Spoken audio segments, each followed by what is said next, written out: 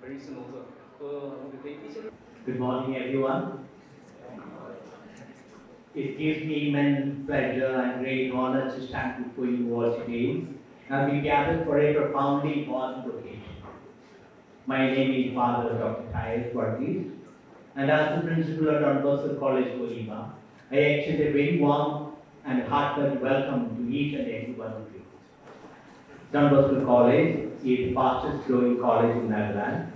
We have completed just 10 years and we are able to give our educational service to nearly 1,400 students. Thanks to the Assam Rifle and the Acts Connect organizers, Josie Don Bosco Kohima, for the event. We are extremely pleased to have you all. A special welcome to our esteemed guests who have taken the time to grace us with their presence. I was going through depression for around 4 to 5 months, undiagnosed. I completely changed my college, completely changed my stream. I stopped meeting all my friends because I thought they would think that I'm not to be friends with anymore because I'm not good in studies anymore. I don't know what I was thinking, but that is how my 19-year-old self thought. I got off from all my relatives because every single time I meet my auntie, they will ask me, "What are you doing now?" And I did not know what I was going to do. I was so scared of that question. Don't ask me about the future because I do not know myself. And you know what my excuse was? There is something, you'll know, but actually there was nothing. It was just an excuse so that I can run away and hide from my relatives and just, not make myself feel ashamed of not being able to clear one exam. I could not sit in the same room as my parents. They would not scold me, they would not yell at me. They're just there plugging their charger or watching TV, having their lunch. I couldn't be in the same room. Being in the same room, it used to give me panic attacks.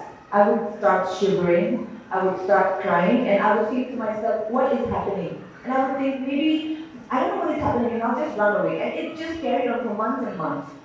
And then after I completely changed my college, my stream, I was in a new college in Bangalore with my friends who none of them knew about my past. So I was like, finally met some new friends who don't know about my past. Apparently it was so shameful. That time, that is what I thought. And then, even there, new college, new studies, everything new. For 4 months, I was not sleeping on time. My friends used to, I hope you understand Hindi. So my friends, they were from Bihar, Jharkhand, and they used to ask me, they call me the Loons by the way, so they used to ask me, Loons, तुम सो कितने पाती हो? तुम तो phone भी use नहीं करती हो, फिर भी तुम सुबह सुबह जगते रहती हो. They will get up 3-4 a.m. to drink water, and I'm still awake. I don't have a phone in my hand. I'm just trying to sleep, and it used to not happen. And I'll tell you what I used to feel inside. Imagine you were caught cheating in an exam and the principal is going to call you. You feel that, you feel scared, right? You feel the fear that your heart is like throbbing right now. Oh my God, what to do? That is what I used to feel every single night. And for what, I don't know. Because maybe I was so used to being scared of an exam for 4 months that even after I completely changed my life after that, my stream, my college, I was still having the fear, the anxiety. And you know how it actually went out? This is literally the real reason how I overcame it was sharing it. Now when I think about it, I can openly say it in front of, I don't know, maybe hundreds of you. I don't feel anything. I don't feel like crying when I say it. I'm so chill, in Gen Z words, chill about it. But back then, the first person that I shared it with, I cried so much. I cried so much because I felt like after 1 year, I'm letting it out, everything that I was keeping it inside. This is why it's so important to make conversations, to keep it more open, to destigmatize the silence that we keep around mental health, particularly. Yes, today we are talking about mental health and substance abuse both, but I guess substance abuse is also one of the ways where people, it's like, when you are going through a hard phase, you want to overcome it, and then you go through things like alcohol, intoxicating yourself, and then substance abuse as well. So I'm pretty sure our Ms. Meghalaya, Ms. Bahun, she's going to talk about drug abuse. So I just wanted to share this small anecdote of my life about mental health. So what I want to put out through this is that you all are very young students, and I'm pretty sure you have very bright minds and a very bright future. But I would say, don't let one thing that people expect of you define you. I know everyone has their own passion, and I think we should realize we are very fortunate to live in a generation that we have right now where there is so much liberty to choose. There is so much of platforms. I don't think 20 years back someone could have thought that if they win a crown, they would get to be honored in front of such dignitaries, to be speaking on such an important issue in front of this many people. I don't think so. But today we are in 2025, and we are very fortunate that there is so much of awareness. Awareness when it comes to careers, awareness when it comes to diseases, ailments. What I want to sum up through this is that when you are going through a hard phase, firstly, know that you're not alone. Secondly, you might be thinking, I'm just a student, what can I do? What you can do is normalize it, normalize talking about it. Be there. Sometimes your parents might need it. And if you think, question yourself, why should I be the part of this woke youth that needs to speak about mental health? I think just be silent and mind my own business. Well, I think most of your parents would be telling you stories, how they crossed the rivers and they crossed that bridge to get to school, how they used to study under the street light, or they used to use a candle to study, and then sometimes their books will get burned. Our parents, that generation, they have shared their own fair share of experience where they have hurdles and then overcame it, and they've given us lives where such amenities are very basic to us. So we owe it to our future generation that we also cancel and create a space where mental health, issues like mental health can be spoken about more. Our forefathers, not our forefathers, our parents have broken certain stigmas, and I'm pretty sure there was also a time where women were not allowed a lot of things, but now there is so much of liberty. They have broken certain social constructs, and that is why we have the life we have today, and we owe it to the future generation and to the current generation to create an even bigger and better space where mental health is talked about more, and we do not create it as a stigma for the society, but instead with more empathy and more compassion, we talk about it more often and help each other. Thank you so much. But what do you understand by substance abuse?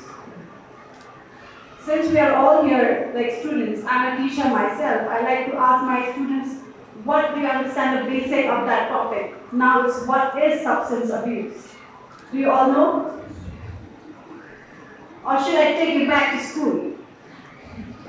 Just like I take my degree student back to school to remind them what they know about the basic understanding of certain topics. So substance abuse is the excessive use of any substance. Just like what was told us, it's the example like drugs, alcohol, right? So as we all know that substance abuse is a growing concern that's affecting not just you, but your family and our community worldwide. Next, what are the dangers of substance abuse? Can I get one answer? What are the dangers? Okay. Substance abuse can lead to addiction, health issues, financial issues, and even death. You know that, right? Death. It can also have a devastating impact on relationship, work, and overall well-being. For example, according to the World Health Organization, around 270 million of people are facing substance use disorder. In Meghalaya, over 3 years, 1,000 crores of drugs were seized and over 1,031 drugs cases were filed. But I am pretty sure that I'm 100% sure that 10 times cases are unfiled, right? And in Nagaland, we have 4.7 and 6.7 of the magnitude of substance use. So, but there's a hope, okay? That's not the end. There's a hope. Seeking help is the first step towards recovery. Seeking help. How? Treatment such as counseling, therapy, and even support is what we can help a person or an individual to overcome addiction so that he or she can live a healthy and productive life. It is essential to create a supportive environment that encourages individuals to seek help without fear or stigma. Or else in today's generation, we are always scared to talk of certain issues, right? Maybe about mental, maybe about personal. You don't open up. So therefore, substance abuse is a serious issue that requires our attention and action.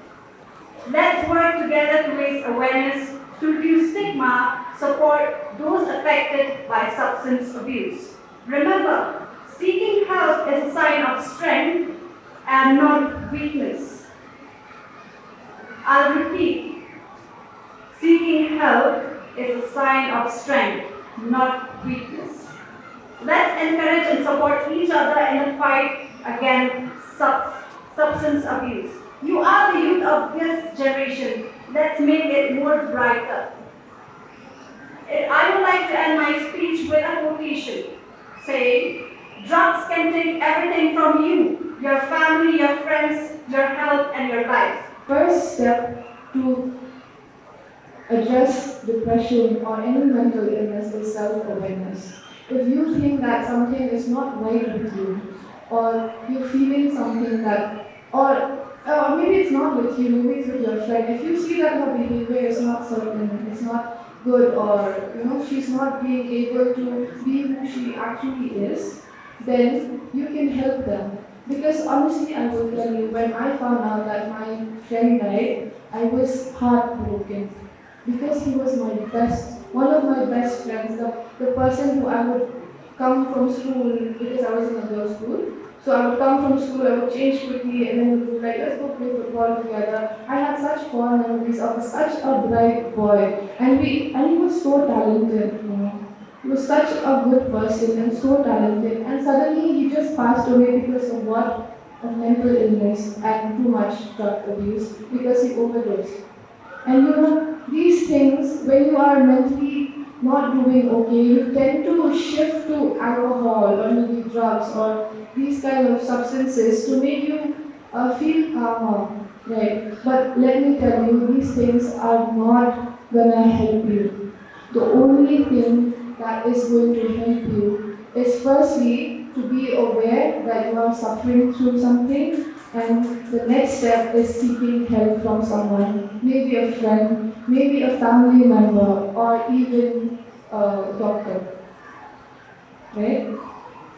Do you know anybody who is suffering? If you do, please help them. And if you are suffering as well, please, I beg you, start looking into yourself and speak out.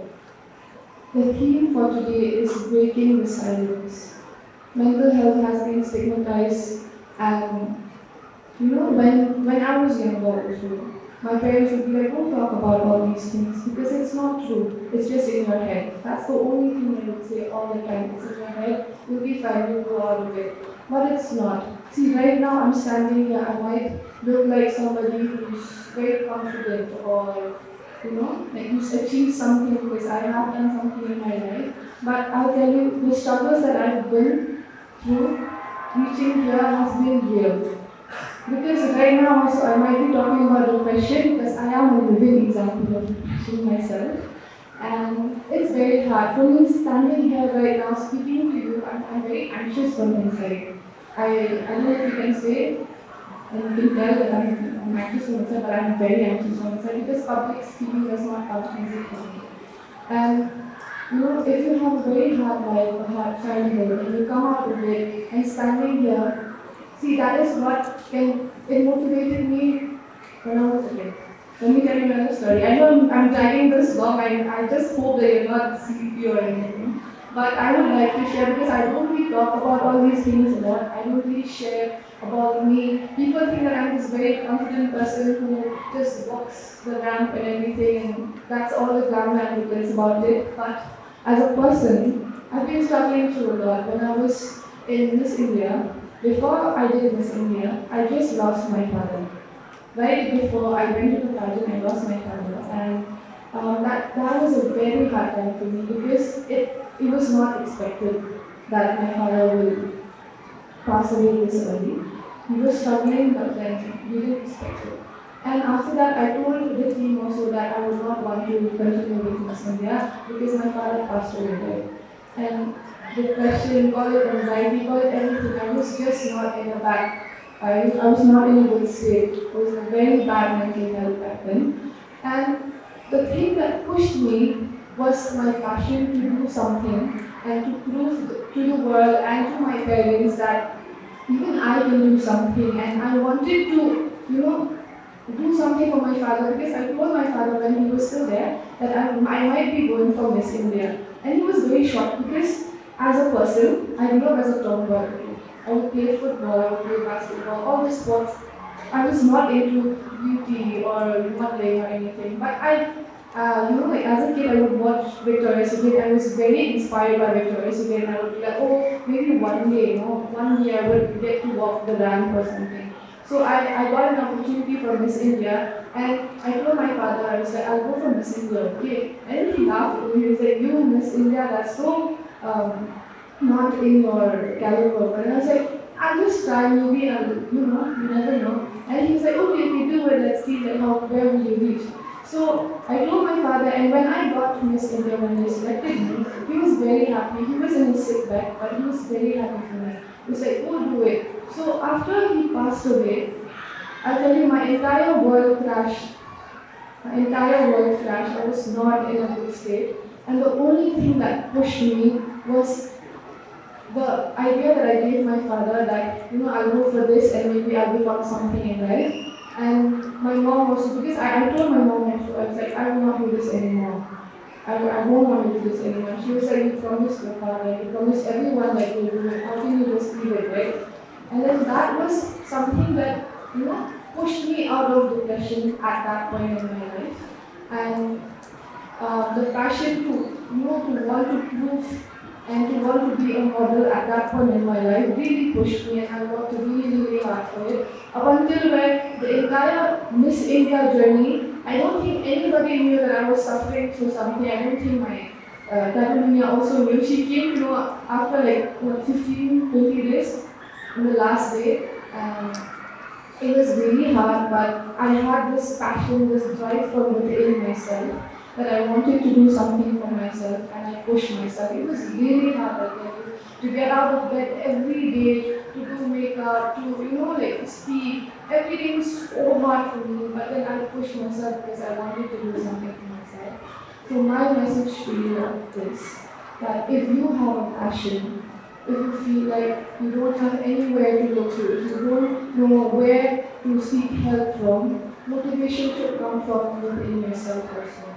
See, I know that there's a world, you also know that there is a world way beyond books and everything. I'm sure that most of you here are aspiring to be doctors, engineers, bureaucrats and everything. But I know there is someone from here also looking for other opportunities as well. Like Dunya said, that in this generation we have the liberty to choose whatever we want to do, and we come from a society that allows us to do so.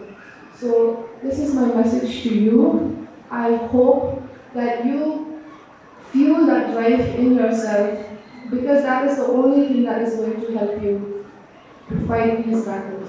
Thank you so much. We are united to make a pledge under the Nasha Mukt Bharat Abhiyan to make not only our community, family, friends, and ourselves drug-free. Since change comes from within, we pledge together to make Nagaland drug-free. I pledge to take all efforts to make India drug-free. You may all take your seat.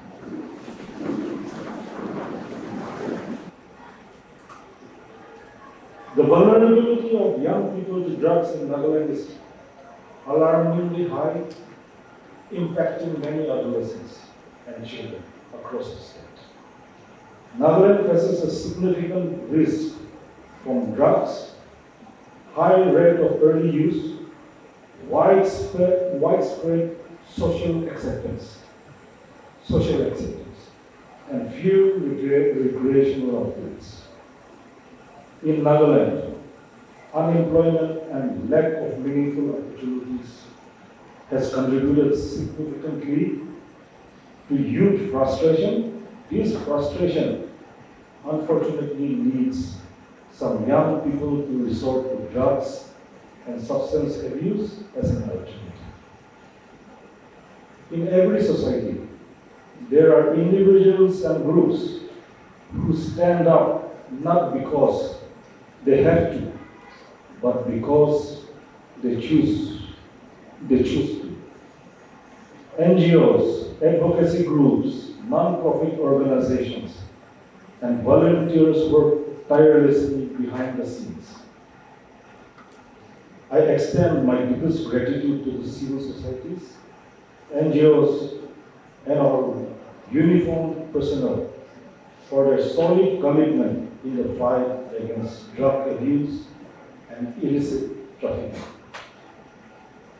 To our civil societies and NGOs, and I'd like to make a special mention of Acts Connect. They play a critical role in prevention, education, rehabilitation, and advocacy, working tirelessly at the grassroots level to build awareness and provide hope and support to those affected. Your compassion and dedication are transforming lives and communities. I salute the Assam Rifles, the security forces, the state law enforcing agencies, for your role in prevention and enforcement and community support is a critical component in the fight against drugs. And I take my hats off. I congratulate IGR, his officers, all ranks and files of the security forces, for relentlessly fighting the war against drugs, and not only fighting the war against drugs, but taking the lead role in organizing such awareness programs. Sir, the war against drugs is far from over. I assure you, the Department of Social Welfare assure you that we will lend any kind of support that you require. Despite several initiatives for positive changes in the state, we are also facing with silent but serious threat of substance abuse, which has robbed our youth of their future. Our families have been robbed of their peace, and it weakens our community to a great extent. This problem needs to be addressed collectively at the earliest to safeguard the future of our next generation. Over the years, many people have suffered in silence due to stigmatization. But as our team says, breaking the silence, time has come to initiate conversations in our families and in our communities so that victims of this menace who are suffering in silence and isolation may get required support in overcoming their struggle by creating safe spaces for dialogue, healing, and support.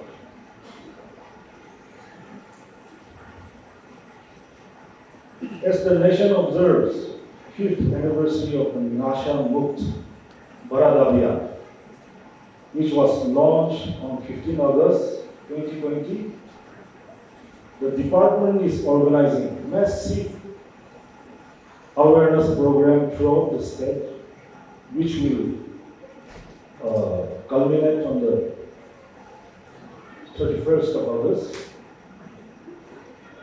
Besides pledge-taking ceremony and in all the schools, colleges, and institutions. I call upon all the stakeholders to join hands in fighting against this menace that is destroying the future of the state and extend fullest cooperation to the law enforcement agencies and other government and non-government agencies working in the field of drug to protect and safeguard younger generation from the snare of substance abuse. As I've said earlier, I am alumni of this school. During the mid-70s, early 80s, there was no building around. All these buildings were not there. It was thick jungle, pristine jungle, and during the long recess, I'm sure we have long recess these days also, we used to go and collect these chestnuts from the jungle around. Pure innocence, there was no gadgets, there was no nothing. We used to, the classmates used to enjoy pure innocence. And I can fondly remember performing a Zillian dance on this very stage on Teachers' Day. I would request the principal of the Don Bosco College and the principal of Don Bosco Higher Secondary School that during class hours, that is from maybe 8:39 till 3:30, it should be gadget-free. The boys and girls, please let them stay disconnected to get connected amongst themselves, to get connected with the faculty. To my young boys and girls, remember that you are holding the world in your palm. At the click of a button, you can collect any kind of information. If you utilize this technology in the right way, I think, why should we doubt for Nagaland's future? Why should we doubt for Viksit Bharat? Lastly, but not least, I want to congratulate people involved in organizing this program successfully and hope that the message of hope, healing, and above all, awareness on harmful effects of substance abuse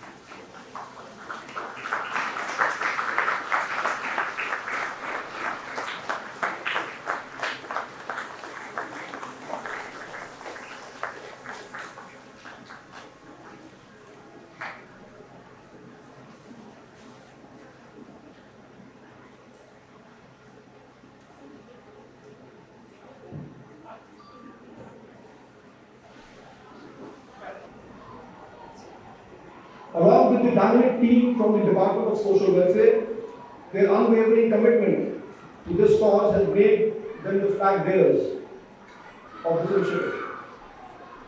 Their involvement gives this campaign both voice and visibility, especially among the youth who are at the very heart of this effort. A special note of appreciation goes to acts that aid, care, trust and support. Very beautifully chosen words that actually define this entire movement.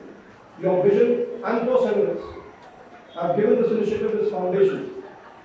This collaboration between civil society, state machinery and the security forces reflects the power of unity in addressing our most pressing social challenges. Assam Rifles has always believed in going beyond the call of duty. As soldiers, we are trained to defend, but true protection goes beyond physical borders. Friends of the Northeast is not just a phrase for us, it's a way of life. And we have adopted a multi-pronged approach against drugs. We intercept drug trafficking and traffickers. We destroy poppy cultivation. In concert with the state police, the administration has also the Narcotics Control Bureau, and we associate with pride with such initiatives as the Breaking the Silence. Over the coming weeks, Breaking the Silence will journey across Arunachal Pradesh, Nagaland, Assam and Meghalaya, touching lives in places like Khonsa, Longling, Changlan, Deep, Daleki, Dimapur and the Garo Hills. This is a movement of ideas, empathy and transformation. Through workshops, art, music, interactive sessions and real conversations, this campaign aims to create safe spaces where young people can speak, be heard and find hope. I am given to understand that in the previous two editions, we've already touched over 15,000 people, and we wish ourselves this third edition of this campaign a much wider footfall. We are beginning something meaningful with you all, and I believe that you, the youth, will be at the forefront of this fight. Let us be clear, mental health is not a weakness. Addiction is not a failure. Asking for help is not shameful. It is courage. It requires courage. And it is the first step to healing.